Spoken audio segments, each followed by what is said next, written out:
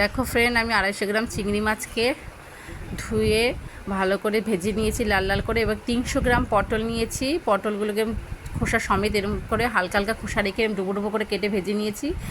এবং আলুগুলোকেও দেখো ডুবো করে নিয়েছি। 3টে আলু দিয়েছি, ছোটো ছোটো ডুবো করে কেটে ভেজে নিয়েছি। দেখো পটল আর আলু একটা থালায় তুলে নিয়েছি ভেজে। এবার ওই তেলটার মধ্যে সামান্য তেল অ্যাড করেছি। এবার তেলটা দেখো গরম হচ্ছে।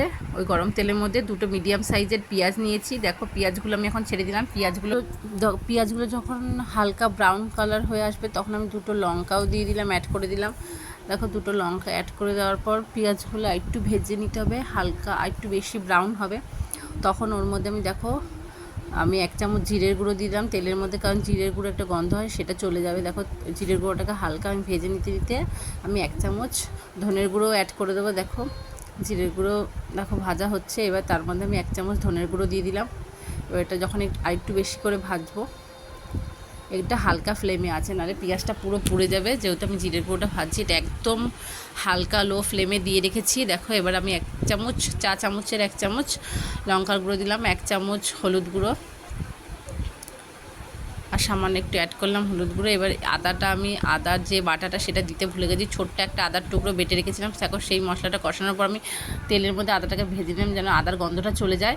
দেখো মশলাটা খুব সুন্দর রং এসছে, দারুণ লাগছে রঙটা। এরকম করে যখন ভালো করে এরকম করে কষিয়ে নিতে হবে, যতক্ষণ না তেলটা ছেড়ে দেবে।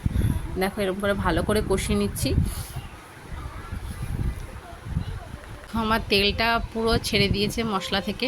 এবার দেখো আলু আর পটলগুলো আমি দিয়ে দিলাম। মশলার সাথে এগুলোকে আলু আর পটলে ভালো করে মাখাতে হবে, বা যাকে বলে মশলা আর পটল আলুর মিলবন্ধন হবে, ভালো করে মিক্সড হবে।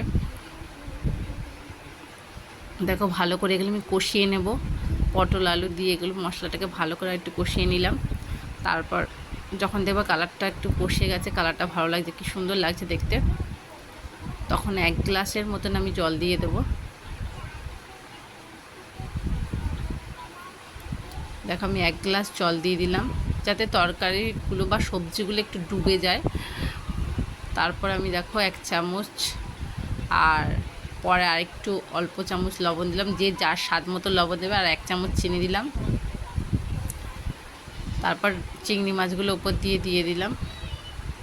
তারপর আমি ঢাকনা দিয়ে দেবো। দেখো 10 থেকে 15 মিনিট রাখতে হবে, দেখতে হবে সবজিটা সেদ্ধ হয়ে গেছে নাকি। ঢাকনাটা খুলে একবার দেখতে হবে সবজিটা সেদ্ধ হয়ে গেছে না। দেখো আমার তরকারিটা রেডি। তোমাদের ভালো লাগলে লাইক, কমেন্ট অ্যান্ড শেয়ার করে দিও, আর অবশ্যই চ্যানেলটাকে সাবস্ক্রাইব করো।